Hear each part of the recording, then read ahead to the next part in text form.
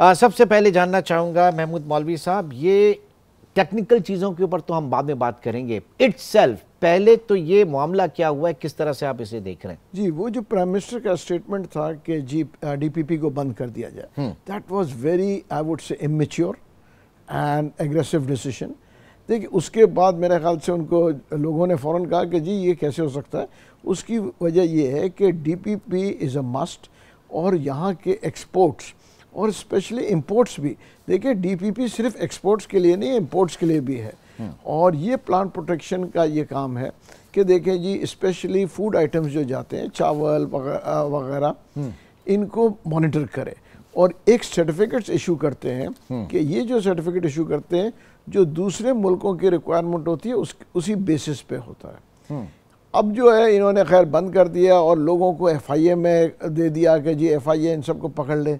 देखिए, इस तरीके से इदारे नहीं चलते। 3 दिन काम मअतल रहा है सर, पोर्ट के ऊपर हॉल्ट हो गया था 3 दिन। आई वुड से 3 दिन नहीं कहूँगा, 48 आवर्स बिल्कुल हॉल्ट हो गया था। And everybody was in a panic, international panic आ गया था कि जी पाकिस्तान के चावल जो है वो सही नहीं होते। ये डिसीशंस के बाद काफ़ी इफेक्ट एक्सपोर्ट्स पे भी एट दैट मोमेंट हुआ and people were really in panic, specially जो मैं कहूँगा कि बासमती और दूसरे चावल जो कि हाई क्वालिटी के, उनके ऊपर इफेक्ट हुआ। देखिए, ये जो होता है ना, इंटरसेप्शंस होते हैं या किसी मुल्क में कोई क्वालिटी का इशू आता है, हाँ। ये बैठ के हमको अपने इदारों में या अपने एक्सपोर्टर्स के साथ बैठ के सॉर्ट आउट करना होता है। हाँ। बाज होता है 1-8% हर इदारे में होता है, हर एसोसिएशन में होता है कि 1% जो है उन जो है वो क्वालिटी को सही नहीं रखते हैं क्योंकि वो शॉर्ट कट लेते हैं पैसे बनाने के लिए। मगर ऐसे भी होता है कि उन्होंने क्वालिटी बिल्कुल सही दी है लेकिन रास्ते में भी ख़राब हो सकता है। बिल्कुल, उसकी वजह है कि मॉइस्चर कंटेंट्स थोड़े ज़्यादा हो तो एफ्लाटॉक्सिन बढ़ जाता है उसमें। देखें, यहाँ से वो जाता है, हमारे यहाँ से मकई एक्सपोर्ट होता है काफ़ी हद तक, तो उसमें भी मैं आपको बताऊँ, यहाँ से बाद वक्त गया है, चाइना गया है या दूसरी जगहों पे गया है, उसमें एफ्लाटॉक्सिन का इशू आ गया है। हाँ। या चावल और गया उनकी इंपोर्ट्स के ऊपर भी, ये सिर्फ पाकिस्तान के लिए नहीं है कि जनाब हमारे यहाँ ये इशू है, बल्कि हम कुछ विजुअल्स भी इसमें आपको दिखाएंगे नाज़रीन कि जनाब जो बाहर मुल्कों से इंपोर्ट हो रहे हैं उनकी जो कंसाइनमेंट्स हैं उनके अंदर भी कंटेमिनेशन है, वहां पर भी कीड़े वगैरह पाए गए। और ये कोई नई चीज़ नहीं है। मैं सिर्फ लिस्ट अगर बात करूँ तो टर्की की 312, इंडिया की 264, चीन की 264, अमेरिका की 181, स्पेन की 159, इटली की 142, ब्राज़ील की 124, यूके की 105, वियतनाम की 89, पाकिस्तान की 74 और उसके बाद ईरान की 50 और थाईलैंड की 48 इंटरसेप्शंस हैं। ये एक मतलब हाँ, ये एक नॉर्मल चीज़ है जिसको पाकिस्तान में एक हवा बना के हमने जो है यहाँ पे कार्रवाई की। ज़रा इस वक्त डॉक्टर तस्नीम अहमद के पास चलते हैं। डॉक्टर साहब, डीपीपी, इससे पहले हमने देखा कि वीट स्कैम जो था उसके अंदर भी डीपीपी के लोगों को जो है वो रगड़ा मिला था और अब भी जो तलवार डीपीपी के ऊपर गिरी है।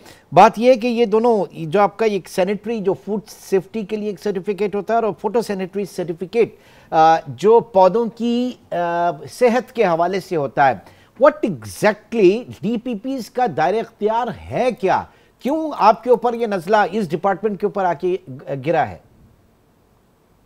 शुक्रिया इमरान, पहले तो मेहरबानी, आपने मौका दिया मुझे।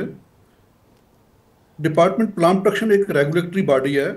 रेगुलेटरी बॉडी का काम होता है कि under rules regulation phytosanitary, pesticide, registration, management और उसके साथ साथ डेजर्ट लोकस्ट का काम कर रहा है ये डिपार्टमेंट। ब्रीफली हम इसको ये कहेंगे, लेकिन जब हम आते हैं फाइटोसैनिटरी सर्टिफिकेशन में तो वो एक ऑब्लिगेशन है हमारे ऊपर डिपार्टमेंट प्लांट प्रोटेक्शन के ऊपर under IPPC, international plant protection convention, जो कि पार्ट है उसका WTO का। हाँ। उसमें हमने, जैसे मौलवी साहब ने बताया बड़ा अच्छा, कि ना सिर्फ एक्सपोर्ट पे बल्कि इंपोर्ट पे भी हम वो रेगुलेशन इम्प्लीमेंट करते हैं। लेकिन उसको सिर्फ और सिर्फ जो डिपार्टमेंट का रोल है वो फाइटोसैनिटरी का है। फाइटोसैनिटरी मीन प्लांट्स की हेल्थ जो है, पौधों की हेल्थ है। उसके आगे अगर चलें हम तो उसमें अपने WTO में 2 चीज़ें और आती हैं। एक एनिमल हेल्थ की बात का आती है जिसको इंटरनेशनल एपिजोटीज ट्रीट करता है, अलहदा डिपार्टमेंट। हमारा प्लांट क्वारंटीन डील करता है। लेकिन बदकिस्मती हम ये अरसे से शोर मचाते रहे हैं कि एक फूड सेफ्टी का एलिमेंट है under WTO agreement, SPS agreement, जिसमें कोडेक्स एलिमेंटेरियस कमीशन की जो रिकमेंडेशन है उसके अंडर हमने एक डेजिग्नेट बॉडी, एक डेजिग्नेट अथॉरिटी बनानी होती है, जो कि अभी तक नहीं बनी, और उसका एडिशनल काम जो है वो DPP को दे दिया। अब जिसके अभी बात हुई है एफ्लाटॉक्सिन की, माइकोटॉक्सिन की, पेस्टिसाइड रेजिड्यूज की, जिसका ज्यादा शोर मचा है EU में, वो ये इशू है एफ्लाटॉक्सिन का है, जो कि प्योरली मैनेजमेंट इशू है। वो उसमें मॉइस्चर आ गई तो उसमें वो ग्रो करेगी, वो ऑन वे कर जाएगी या एट अराइवल भी कर सकती है। और दूसरा मज़ेदार बात यह है कि EU के स्टैंडर्ड जो हैं वो बड़े टफ हैं। बाकी कंट्री तो एक्सेप्ट कर लेते हैं, लेकिन EU एफ्लाटॉक्सिन का जो स्टैंडर्ड है बहुत बहुत मिनिमम रखा हुआ उन्होंने। तो दूसरी बात इम्पॉर्टेंट है कि प्लांट प्रोटेक्शन को इक्विप तो किया आपने फाइटोसैनिटरी सर्टिफिकेशन के लिए, लेकिन उसकी जिम्मेदारी में आपने वो भी डाल दी है फूड सेफ्टी, जो कि ना तो इसकी स्पेशलिटी है, ना इसके पास इक्विपमेंट है, और ना ही इसके पास वो लॉजिस्टिक्स है कि वो कैसे करे। तो उसमें वो डिपेंडेंट होता है किसी थर्ड पार्टी से, जिससे उसने रिपोर्ट ले ली और वो उसको रिपोर्ट को अटैच करके फाइटोसैनिटरी इशू कर दिया। लेकिन अब उसकी होली सोली रिस्पॉन्सिबिलिटी आप DPP पे नहीं डाल सकते, क्योंकि आपने डेजिग्नेट बॉडी जो है एक, जो मेरे नॉलेज में है, वो रखी हुई है मिनिस्ट्री ऑफ हेल्थ में, फेडरल गवर्नमेंट में या हेल्थ सर्विसेज में। जितनी भी नॉन कंप्लायंस होती हैं वो वहाँ जाती हैं, जो नोटिफिकेशन होती है वहाँ जाती है, क्योंकि एड्रेस तो आपने उनका दिया हुआ है, और अब आपने प्रेशर जो सारा डाल दिया है DPP पे डाल दिया है। ठीक, जरा फैसल जहांगीर साहब की तरफ चलते हैं। बिल्कुल जहांगीर साहब, जिम्मेदारी दी है फोटो क्या कहलाता है, फोटो सैनिटरी की, और बुक कर लिया इस स्कैम के अंदर। ये आपकी क्या ऑब्जर्वेशन है आप इस वक्त, और सुना है कि रीत ने बड़ा एहतजाज भी किया इसके ऊपर।